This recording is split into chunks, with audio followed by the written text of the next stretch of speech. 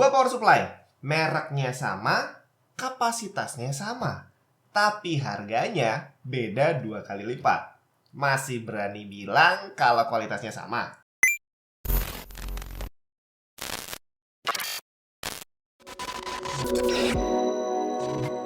Halo semua, Jun di mana? Hal paling umum kalau kita minta pendapat orang untuk beli power supply gitu ya, itu banyak yang bilang beli merek ini aja, beli FSP aja katanya. Saya udah pakai 10 tahun aman-aman aja. Permasalahannya adalah saat kita mau pilih FSP, kita akan dihadapkan pada dua pilihan kayak gini nih.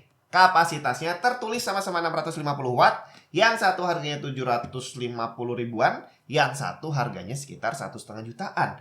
2 kali lipatnya. Yang mana yang beneran 650? Jangan-jangan yang murah abal-abal lagi. Tenang, bukan itu. Kalau kita udah bicara tentang power supply dari brand yang emang udah terpercaya, maka kapasitas nggak perlu kamu pusingin.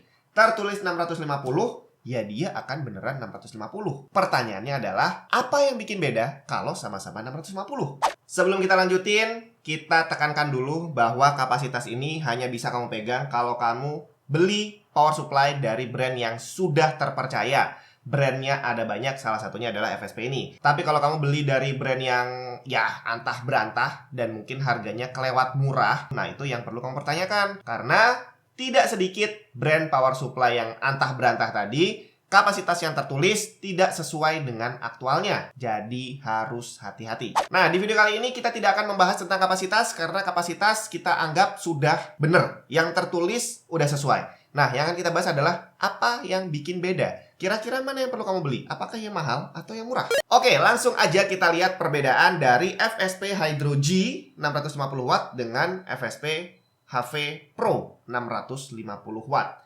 Yang pertama udah jelas kelihatan build quality. Build quality bukan cuma dari barangnya tapi juga dari kardusnya yang kelihatan beda banget. Kemudian untuk barangnya sendiri, Hydro G udah full modular, sedangkan HV Pro gak ada modular-modularnya sama sekali. Jadi semua kabel yang terpasang mau gak mau harus nempel terus di PC kamu. Dan ini akan berpengaruh ke cable management pastinya.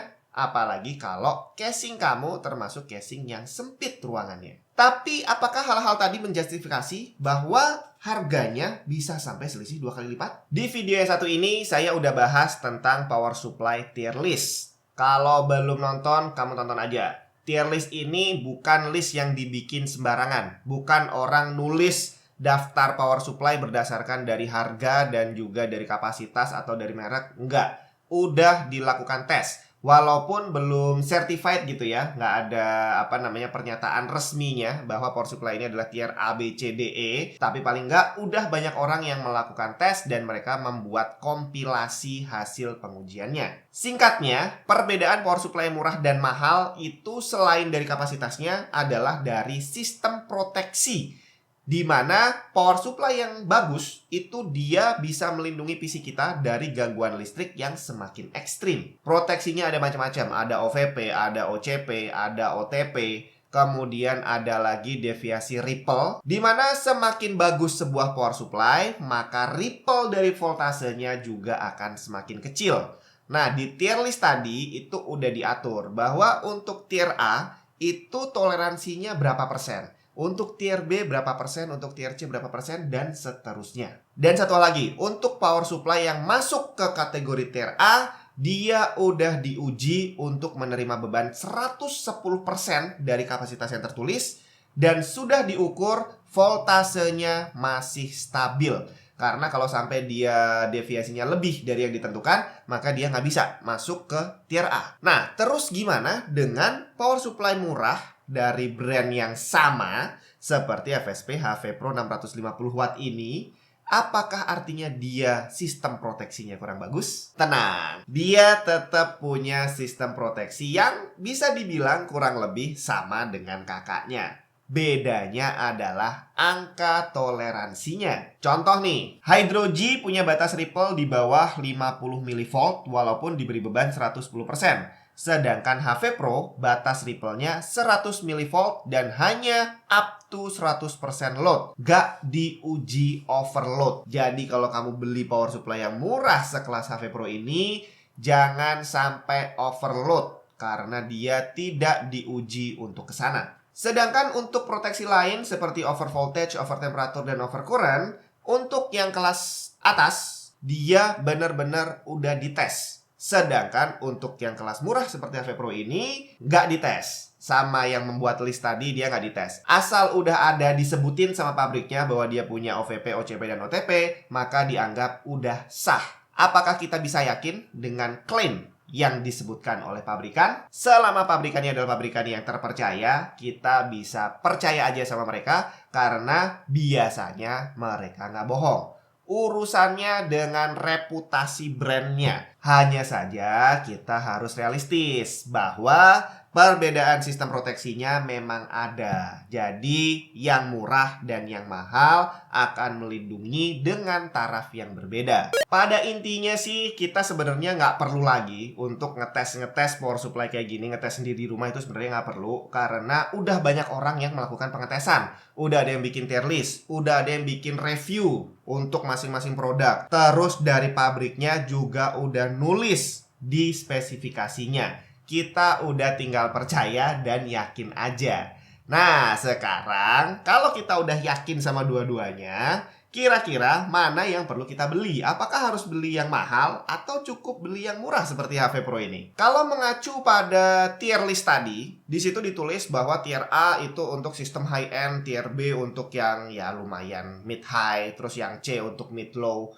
Nah, pertanyaannya adalah bagaimana kita menentukan sistem kita itu high end, mid end, atau low end? Secara barang high end 2 tahun lalu, kalau sekarang bisa jadi termasuk low end. Mana dong yang harus kita pilih? Yang pasti kita tadi udah tahu bahwa kedua power supply ini punya sistem perlindungan yang berbeda. Yang satunya lebih bagus, yang satunya ya mungkin agak sedikit di bawahnya. Nah, karena kita udah tahu bahwa yang membuat dia beda adalah sistem proteksinya, maka yang harus kita perhatikan adalah kondisi listrik di tempat kita. Kondisi apa? Yang pasti kondisi tegangan. Apakah tegangannya naik turun? Apakah sering mati lampu? Apakah lampunya itu sering redup-redup nggak jelas gitu ya? Intinya adalah kamu harus tahu dulu bahwa kondisi kelistrikan di rumah kamu itu bagus atau enggak. Kalau emang kamu yakin bahwa kondisi kelistrikannya bagus, maka nggak ada salahnya kamu beli power supply sekelas HP Pro ini. Karena walaupun dibilang proteksinya nggak secanggih kakaknya, Hydro G, tapi dengan kondisi listrik yang memang stabil, it's fine. Beda cerita kalau listrik di tempat kamu tegangannya naik turun nggak karu-karuan, udah gitu sering mati listrik dan segala macam, maka kamu butuh sistem proteksi yang lebih canggih dari power supply yang memang harganya mahal, daripada PC kamu jadi korban listrik. Kemudian yang harus kamu perhatikan adalah perkabelan tadi. Apakah kamu butuh modular atau enggak? Secara kalau memang kamu bakal memasang semua kabel yang ada, kamu ada hard disk, ada kipas, ada VGA, dan semuanya terpasang, maka mau pakai modular sekalipun, ya bakal kepasang semua kabelnya, sama-sama ribet nantinya. Kemudian hal berikutnya yang harus kamu perhatikan adalah sertifikasi 80 plus-nya. Efisiensinya. Untuk HP Pro ini dia punya sertifikasi 80 plus bronze, sedangkan yang Hydro G adalah gold. Untuk lebih jelasnya kamu bisa tonton video yang satu ini.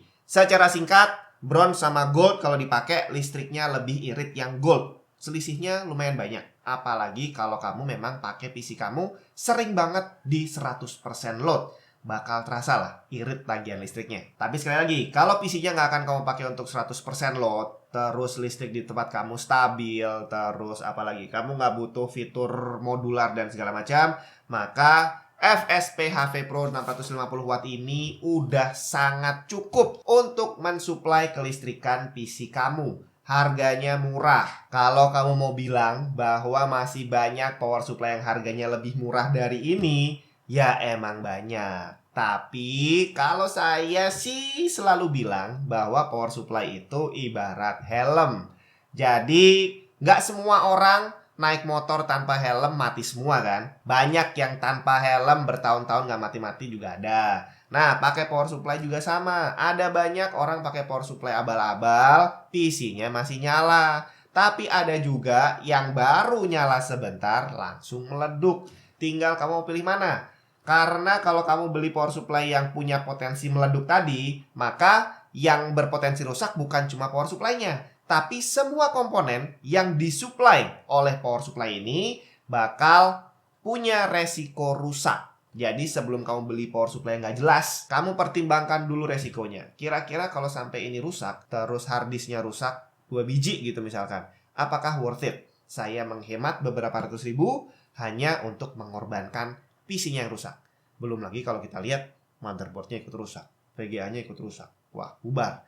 Harga PC-nya bakal lebih mahal daripada harga power supply-nya. Jadi sekali lagi, untuk memilih power supply, nggak boleh sembarangan. Hal pertama yang harus kamu perhatikan adalah pilih brand yang terpercaya dulu. Karena kalau udah pilih brand yang benar-benar bagus, maka apapun yang mereka bilang, kamu bisa yakin. HP Pro harganya 750.000, kapasitas 650 watt, dijamin pasti 650 watt. Dan satu hal lagi yang harus kamu perhatikan adalah garansinya. Power supply dari brand yang udah bagus, garansinya juga jelas. Selain durasi garansi, yang ini 3 tahun bre. Garansi power supply 3 tahun, bayangin. Enak banget gak tuh? Jadi dengan keluar duit 750.000, kamu bisa tenang selama 3 tahun. Kalau sampai terjadi apa-apa, tinggal kasih ke distributornya, dapat tuker baru. Dan selama pengalaman saya, nukar garansi dari FSP ini gampang banget. Nggak ditanyain aneh-aneh. Kamu tinggal bawa, Mas, ini power supply saya rusak. Oke, tunggu bentar. Kalau udah ada penggantinya, kita kontak. Biasanya kayak gitu. Oke, semoga bermanfaat. Jangan sampai kamu salah pilih, kemudian PC kamu jadi korban. Sampai ketemu di video yang lain.